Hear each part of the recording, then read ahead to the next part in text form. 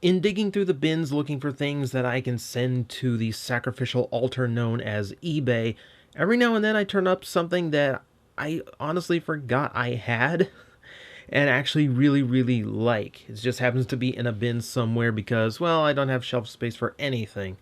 So, here's one of the ones that just recently got dug out.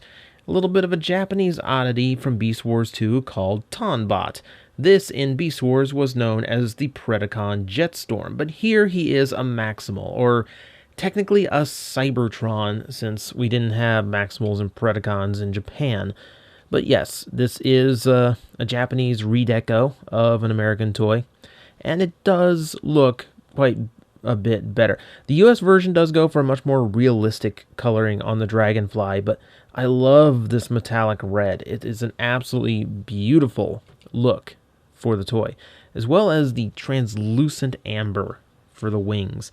And I love the molding in there too, all the segments of the wings molded in. It's a clever way of using like the typical like hollowed out areas of the wing and still make it look like something that belongs on the toy. Clever bit of design work there. But yeah, as you can see, he is very much an organic Dragonfly, though he does have quite a bit of junk underneath him because, hey, it's Beast Wars. They never really could figure out how to get it all packed in without everything well hidden. So we can see, we look up at starting at the head, big bug head, big bug eyes, a little bit of a segmented look, very lightly molded to create that effect. And I like the bright green they use with the fade toward the back. Gives it a nice kind of organic look to it. Now, this is one of those toys where I go, hey, you know what you really hated about Energon Ironhide that everyone says should be a plastic addict victim just because he does this? Robot head. And here we've just hidden it inside inside the mouth of his beast mode. Yeah, it's a little bit goofy. Anytime a bug opens up its maw and there's a head underneath, you tend to think something went wrong. But no, this is how it's supposed to be. Trust me, I checked. I didn't think it looked right either. It's kind of a predator thing, or a xenomorph thing. That's kind of predator, kind of xenomorph too. It's the pred alien. That's what it is. But looking at some of the other details, we got some black painted around. It's got very much of a kind of a ladybug thing going on with these black spots going through the metallic red. Though it doesn't look too bad. We also have some gunmetal gray as well as some standard gray throughout for the rest of the plastic. And then the little bug legs underneath. Again, translucent plastic, which on this does not really concern me as none of it is stress bearing and it's all on some pretty okay hinges. Nothing is too tight in here, which means I'm not really worried about like stress fracturing and all that.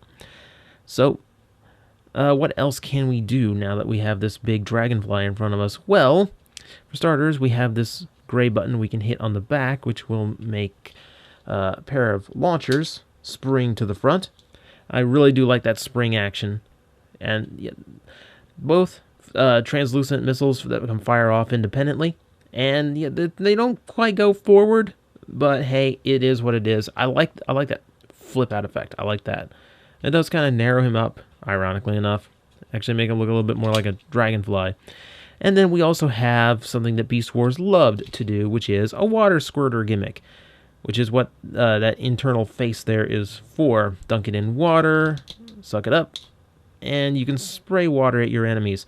We're not going to do that because, hey, this thing is expensive. But hey, it does seem to work pretty well. Typically, these types of gimmicks either require a huge chunk of the robot to be obstructed by the necessary equipment, the bellows in the back, the tube leading up to the actual squirter, the nozzle, and usually that takes up a big chunk of the toy and makes it sacrifice a lot, or it's kept as a removable weapon, and it's an enormous hunk that doesn't really look right for the toy. Here, using the natural shape of the Dragonfly makes this work perfectly, and it's a very appreciated job, very clever design work to get that in there. You know, it does seem to work out very well. So beyond that, yeah, you got hinges that work all the legs. You got hinges that let you change the directions of the wings as well as front and back as well. Sweep him back if you want to. Yeah, there's a lot of little play option in this toy, just in the beast mode. So let's get him to robot mode and see what else he can do. Well, actually, not a whole lot more, because we've shown most of it, but we'll get him to robot mode so you see what he looks like. Lower down the legs, and I'm going to go ahead and straighten them out now, just so we can get that out of the way. Those will stay to the back, and I'll deal with them here in a bit. For now, nope, don't come unclicked. Separate the arms from the head. He has this weird kind of transformation at this point, where I can pop this off, and then accordion everything upward. Hang on. Let me get this, the torso's got to come around. See, that's this weird thing where everything just kind of hangs off of stems for a little while before you start to reconnect things. And then we have to connect the pieces there. That creates this little double hinge that we can then lower all of this onto to create the actual robot mode, at least what we can of it there. That should lock in right there, putting his head about there. And from there, it's all pretty much typical. Let's get his legs out to the little beast legs out to the sides, just so they don't get in the way. These wings go here. Arms flip up, wings go up. And just like that, not a whole lot to it, we have our Tonbot in robot mode. He does come off a very unique style of Beast Wars robot mode. The wings definitely give him a unique silhouette. They're not kept as a backpack, and they're not used as weapons. They're just kind of there. It's one of the rare times I can think of Transformer using using his wings as chest detail. That's different. So that I definitely have to credit the designer for. It's a little bit of creative thinking outside the box. We've seen the head, but here we have the nice close-up of it. And he's looking actually kind of gruesome here. Of course, he's supposed to. Remember, this was a Predacon before.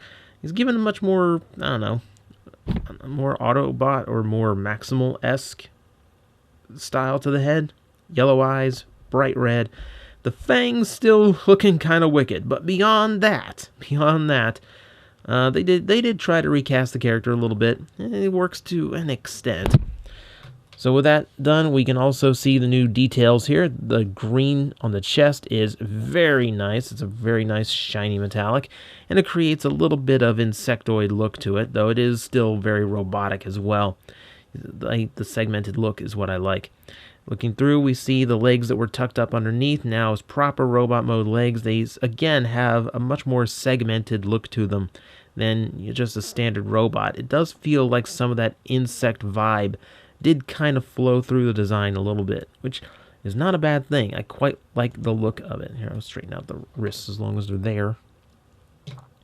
But as you can see, the robot itself does have a unique look to it, though it does come at a bit of a cost, as half of the Dragonfly just kind of hangs off of his back. And again, this is because of the water squirter gimmick, but I kind of think this might have happened even if he didn't have that gimmick, because that's just kind of what Beast Wars did. At the very least, it means you can prop him up. This is a toy that has absolutely no problems with balance, at least on a standard static pose. So let's see, what else can we do with him? Well, let's see, for articulation, well, unfortunately, his head does have rotation and up and down movement. However, since it has that hose in there for the squirting gimmick, it doesn't really work for anything. It just kind of springs back into position. And sometimes it could actually, like you can see here, he's looking up a little bit. There's something just above the like he's staring at me as I review this, and it's a bit unsettling with that four-fanged maw of his. Not gonna lie. So, beyond that, with the wings positioned here against his chest, his shoulders have a great range of ball joint movement. He has a bicep swivel as well as elbows that swivel and hinge. Universal elbows, kind of strange. Ball joints in the wrists, which allow him to move them up and down a little bit as well as rotate. What about the thighs? The hips work out great. good ball joints with a lot of range. There's a thigh swivel there. The knees have a good 90 degrees to them. The foot does kind of tilt backwards this way and this way, and you'll notice this bug leg is parallel, which means you can also use that for added balance. Not that you generally need it with this toy, because, hey, he does have that giant tail behind him. So he does have a good range of posability. For Beast Wars, he actually has a great range now that I think of it. So in spite of that gimmick, he manages to be a very fully fleshed out action figure. Speaking of that big hunk of gimmick behind him, let's see if anything else works on this guy. Let's see. Well, for starters, since those biceps move all the way around, the wings can actually work to your advantage if you want to flip them out as weapons or have them up for flight. You got a lot of imaginative possibilities there. But for the actual gimmicks, you do still have the launchers, which don't really have a good position in this mode. They just kind of, it's anti-air missiles at that point. But at least they still work. They still work. You have access. They flip up all the way here. Yeah, there we go. Flip them up all the way to the shoulders. Take it down. Anything that comes in from above. And then, of course, you do still have the water squirting gimmick. It still works in robot mode. And it might actually work better because he doesn't have a big maw of teeth in his way anymore. Get those back down, and we will go ahead and put him in some other pose just for the sake of doing it, so we can close out this review. That is Tonbot. He is an oddball, but it's an oddball in one of the best ways. I think he has a really unique look to him. I love the colors on this guy, and I kind of really like the look of a dragonfly. I love the four-wing design, and I really like the bug shape too. So all around, this guy hits me in so many good spots. If it wasn't for that big backpack if it wasn't for that big tail that he still has, he probably would have a spot on my shelves, and he'll probably be hanging out on my desk for a little bit longer. So, yeah, I could recommend this guy. I can't say much for Jetstorm, as I never had that version, but hey, if you want something a little bit more on the realistic side, there you go. It's out there.